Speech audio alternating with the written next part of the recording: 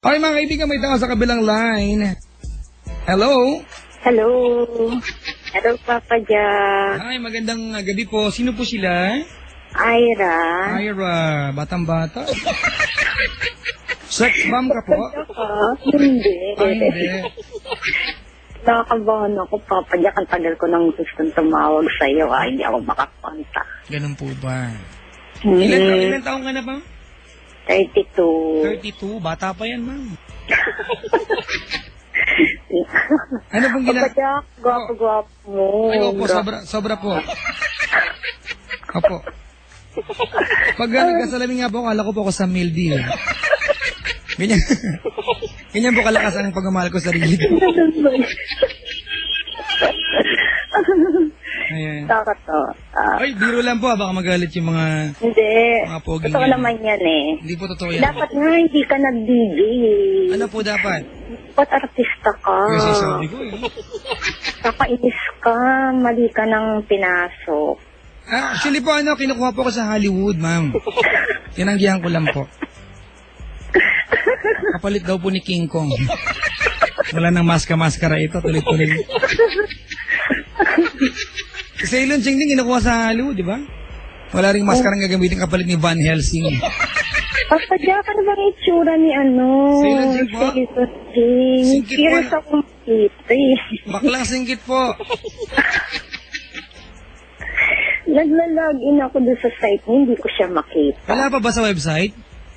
Wala pa. Ngayon hindi ko pa na-try eh. Hindi pa Pero na-upload? last na try ko, wala pa eh. Nako, sige po. Meron din po kasi kaming administrator sa website na halamang dagat din, ano. Nakalimutan din ni Tintin. Grabe. Ira, anong ginagawa sa buhay? Nagtatrabaho po. Ha? Nag-work Ano po. po hanap buhay niyo, ma'am? Liaison officer. Liaison officer. Yes. Ano po kahulugan nun, ma'am? Lagi nasa layasan. Joke. Ano ba liaison officer? Hindi ko alam. Parang more on field work siya. Ganon. Lagi akong nasa labas. Ano po ginagawa sa labas ka? Yes. Parang lahat, all around, collector, meeting with clients, yung mga ganun ba? Parang ano ka, representative, ganon. Parang ganun. On behalf. Yes. Oo. Kapag pinapabahan ako ito. Huwag kang kabahan. Meron po tayong paraan para hindi po kabahan. Gusto mo gawin po natin? Hindi, basta marinig ko lang boses mo, nawawala yung kaba ko. Baka magkatuluyan po tayo, ma'am. Uy, grabe ko, Papa Jack. Hanggang talagang 3 o'clock nakikinig ako sa'yo. Salamat po. Kasi actually, Papa Jack, nung Friday, nakikinig ako sa'yo. Opo. Ang ganda kasi nung nung Friday. Wala din sa first caller, saka yung second caller mo. Yung ano po, yung nag-message po sila. Oo. Tapos, kasi yung second caller mo, pa medyo, pareho yung nangyari sa amin. Naiiyak na ako. Yun po ba yung yung... Yun Tita Tess ba? Yun yung namatay yung husband niya. Opo. Bakit? Nawala na po ang inyong husband, ma'am? Okay lang pa po. Actually, nawala siya nung May 16, 2009. Ganun po. Ganon ang kinamatay niya. 3 days din ako matos. Then after that, wala na din. Parang ganon. So parang actually wala namang problem akong iano sa Papa Jack. Parang yun lang. Kasi yung Friday talagang nag-try akong mag-call pero hindi ako makapasok. Kasi parang gusto ko rin i-share yung nangyari, kung paano. Kasi yun nga, kung ano yung nararamdaman sakit ni Tita Tess na 6 months pa lang nawawala yung husband. Na pinagdadaanan niyo rin po pala. Oo, up to now ako more than a year na pero yung sakit andun pa rin. Pero ang importante po, di ba? You know, you've had good memories together. Oo. At kahit anong gawin natin, ma'am, these are the things na part of your pagkatao na, di ba? Sa amin kasi, 6 years kami naging mag-steady, then 1 year lang kami nagsama bilang mag-asawa. Tapos, ang nangyari yon, masyado kaming busy sa isa't isa para maayos yung buhay namin. Then, hindi kami nagkaroon ng baby. Unlike si Tita Tess na may mga naiiwang yung mister niya. Tapos, yun. Minsan nga, naiisip ko rin sana nagka-baby na lang kami para at least kahit mawala siya, hindi ko siya ganun ka namimiss.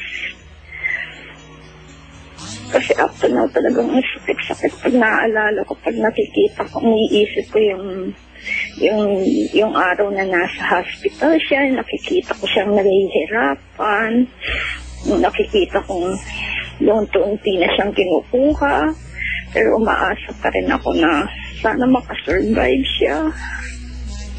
Yun. Pero at least ngayon, tanggap ko na siguro happy na siya kung nasan man siya ngayon. Yun. Sorry. Hello? Yes, ma'am. Okay lang po yan, ma'am. Natutuwa po ako na ito pong TLC napili niyong programa para ibahagi sa amin na alam mo, kahit namimiss ko yung mister ko, or pag nakikinig ako sa program mo, tapos naririnig ko yung mga advice mo sa mga caller. Minsan yung mga caller na, hindi sa yung parang, kung iaano mo yung mga problem nila, napakasimple lang. Pero nagagawan mo ng magandang advice para maging madali sa kanilang lahat. Maraming salamat po. At napakalaking tulong sa amin, lalo na pag nararamdaman kong yan na miss namin yung mga mahal namin sa buhay, yung may mga parating na okasyon na ganito, na dati magkasama kami, pero ngayon wala na siya. Sana lang kahit ansan siya, nakikita niya ako na sorry.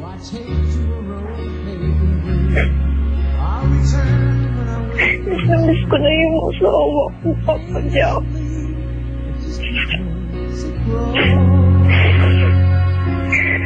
All I had were the ashes, one small spark from the glow.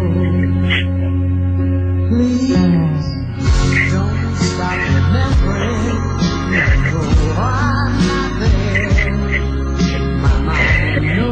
Pero sinabi ni Mama Tess, ni Tita Tess, na yung pag i-cherish nila yung mga mahal nyo habang andyan sila. Kasi talagang maiisip mo lang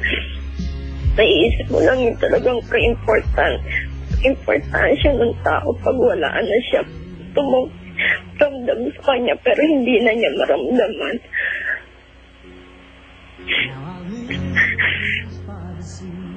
Papa Jack, sorry. It's okay, ma'am. Huwag ka pong humingi ng pauminin sa akin. At hindi ko po alam matutuwa ko o hindi.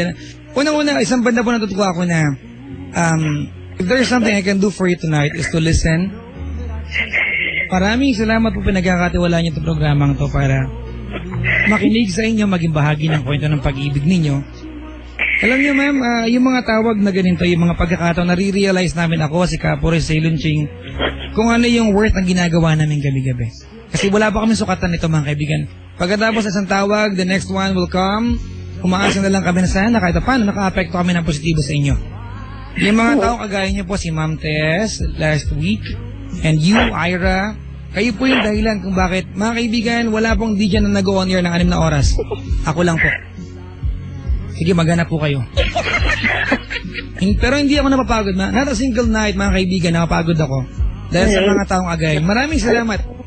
Thank you very much. Tulong niya sa amin, sa akin lalo na. Kasi talagang naiibsan yung kalungkutan namin, yung pagkamis namin sa mga loved ones namin. Salamat. Talaga. Kaya nga pag isang araw lang kitang hindi mapakinggan, talagang parang may kulang sa buhay ko. Yun, yung pag Saturday wala ka, Papa Jack, ang lungkot-lungkot talaga. Nasa Paddy's Point po ako, ma'am, eh.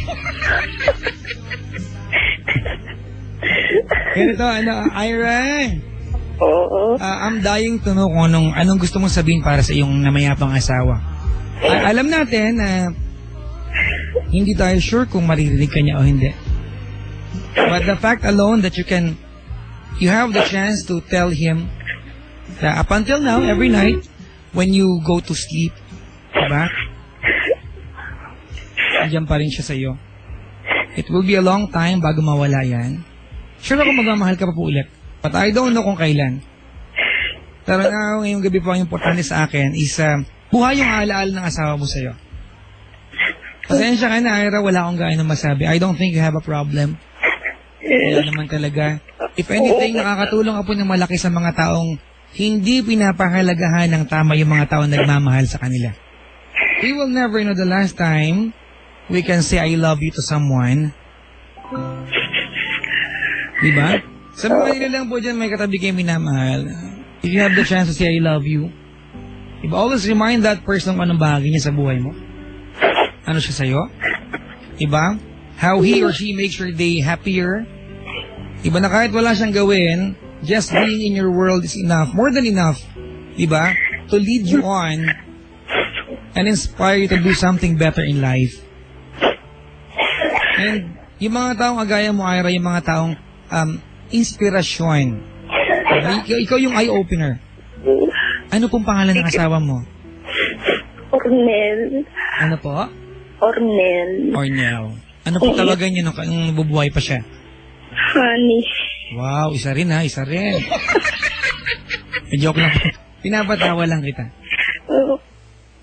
Sige po. I want you to say out loud ngayong gabi, nakanta ba yung buong Pilipinas, kung gaano mo siya namimiss.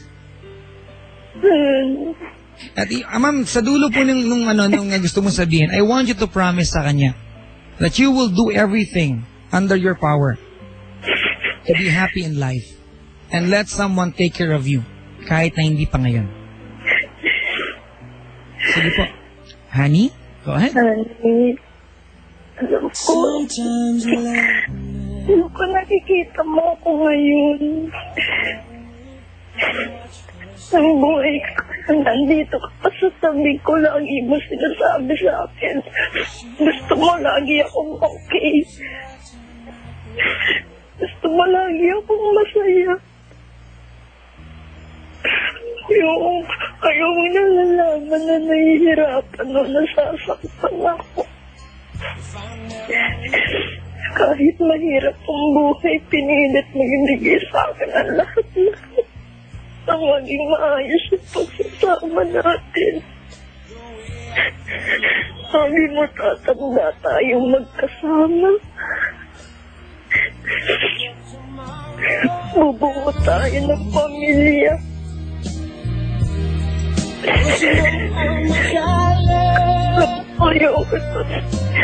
Ayaw kitang isuko kahit alam ko hirap na hirap ka na. Pero pinili ko bitawan ka. Bitawan yung natitirang pag-asa makasama ko. Ayoko na nakikita na hihirapan ka. Sana wag mo pa rin akong iiwan. Tulungan mo naman akong maging matatag kahit hindi ko kaya. Wala ka dito. Sinanay mo kasi akong lagi kang nasa tabi ko eh. Sinanay mo kasi akong lahat ng kailangan ko inaabot mo lang. Hindi ako nahihirapan. Pero huwag kang mag-alala. Kakayanin ko to. Pipilitin ko maging matatag dahil alam ko yun naman ang gusto mong mangyari. Lagi mong tatanda, nasan ka man ngayon. Mahal na mahal kita. Miss na kita. Miss ko na yung pagkakalaga mo.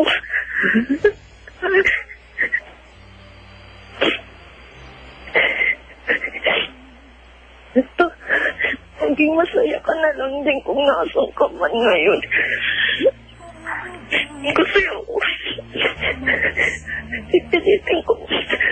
Pilitin ko yung masaya kahit wala ka na. Yun lang po, Papa Jack. Thank you po.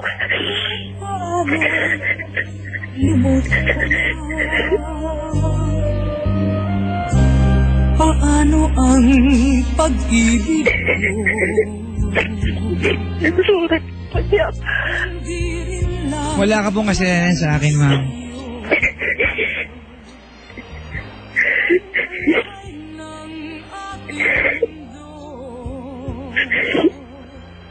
Thank you po sa pakikinig, Papa Jack. Pasensya na po. Lumisan, sana'y maturuan mo na iwasan ang bawat nakasanayan ko at limutin ang maghintay lagi sa'yo. Paano ba ito?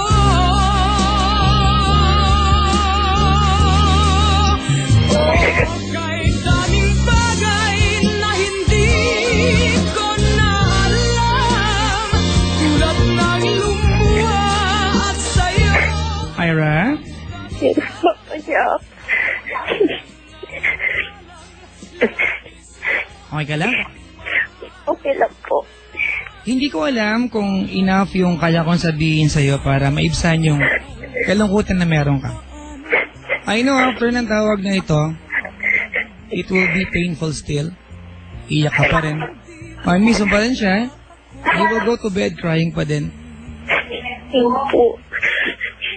Isa akong malaking believer, Ira, na ang buhay ay... Ang bawat akbang natin sa buhay, ginagawa natin yan. We design our own destiny. We design our own faith. Pero may mga pagkakataon na kailangan ipaubaya sa buhay yung kapalaran natin. And sometimes, goodbyes are necessary. It's a painful statement na sabihin sa iyo ngayong gabi. But the reality is, he's gone. And he is never coming back. Yun yung masakit sa kwento mo. Pero sa kabilang banda, hindi lahat ng tao nagmahal, Ira. Nagkaroon ng pagkakataon na makasama yung minamahal nila. And guess what? You have 1 year to remember.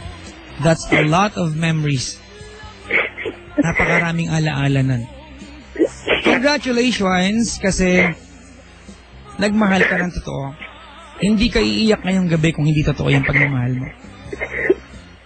Papa Jack. Na pagkatapos ng 1 taon, iniiyakan mo pa rin siya. Ang sa akin lang, kung gusto mong umiyak, bigyan mo ng katuturan yung pag-iyak mo. Yes, Papa Jack. Hindi para hilingin siyang bumalik ulit kasi hindi na mangyayari yan.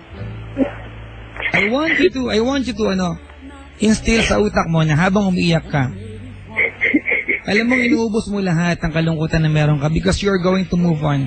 Soon enough, you will let someone take care of you. Because you're still young. Yes, Papa Jack. Ikaw na ang nagsabi sa akin, nasaan man siya ngayon, gugustuhin niya na masaya ka.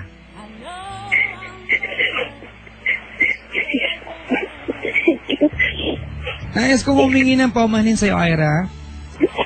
Wala akong gaano masabi. Wala akong gaano masabi. Okay lang, Papa Jack. Importante na kausap kita. Pero gusto kong magpasalamat. Maraming salamat po for making me a part of your love story. Papa Jack.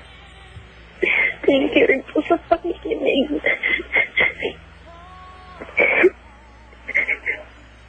Papa Jack. Sailor Jing, ito yung mga pagkakataon, di ba, na kung may katabi kang minamahal, at kung ang naglalayo sa inyong dalawa ay pride lang, magkaaway kayo ng walang dahilan. Di ba? Because you will never know the last time na pwede kang magsabi ng I love you sa kanya. Na pwede ka pang marinig.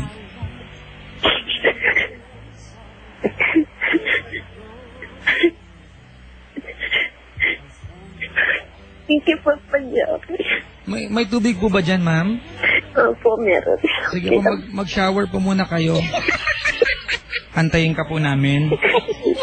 Kita nga po. Para po fresh ka, ha? Po? Opo. Wala po akong masabi, Ira, kundi salamat. It's overwhelming, mga kaibigan, na you talk to a DJ. In fact, we are complete strangers sa buhay nyo. We don't know you before your story. Maraming salamat po for making us a part of your story. At Thank you, Papa. sa mga tao pong kagaya mo, Ira, na nakaka-appreciate sa amin, ang pangako namin, never kayo magpapaka-plastic sa inyo. From the very beginning, yun na po yung vow namin dito. Magiging totoo kami sa lahat ng sabihin namin. Kahit magalit yung iba. Ira, maraming salamat sa pagtawag. Opo, Papa Jack. Sana madalaw mo ako dito, mayakap man lang kita. Opo. Maraming One time pupunta ako. Thank you po. Magdala ka po ng shawarma. Biro lang. Pinapatawa lang kita. Opo. Salamat Thank you, po sa Papa pagtawag. Jack. Bye-bye. Good night po. Opo. Selonching, speechless ako. How do you make someone stop crying? Diba? When you know there's no way to stop her crying. Kasi alam ko sa Selonching, diba? Kailangan niyang umiyak na maraming iyak. Diba? Para makamove on. Nakakalungkot. Nag-iyakan yung mga dalagang mga kapal lipstick sa boot namin, mga kaibigan. Oo nga, nag-iyakan nga sila. Ayan, no? Namagay yung tigyawa tong isa. Joke lang. Hindi ko alam sa Selonching anong pwedeng i-play na kanta para sa kanya, di ba? Hindi ko alam kung anong magandang kanta, pero hahanap tayo. Di ba? Hahanap tayo.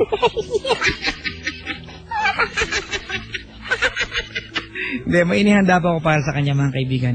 Sa lahat po naman nakasabaybay sa atin na may katabing minamahal, baka gusto nyo mag-I love you ngayon, umalik man lang. Mabilis po ang buhay natin, mga kaibigan. Napakabilis po ng buhay. You will never know, di ba, kung paano mo to, kung paano magtatapos sa iyang buhay. O di naman kaya para sa tao mo minamahal mo. Kaya kung katabi mo yan, sige na, mag-kiss na. Matagal, ha? Yung may laban-laban.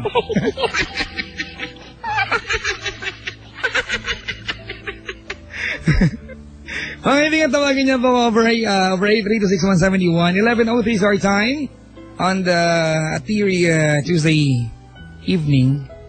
Nag-i-English na naman ako. Pero gusto ko yun eh. Bakit ba? Mga babati ko mayaman ng bagya, ha? Mag-moment muna tayo.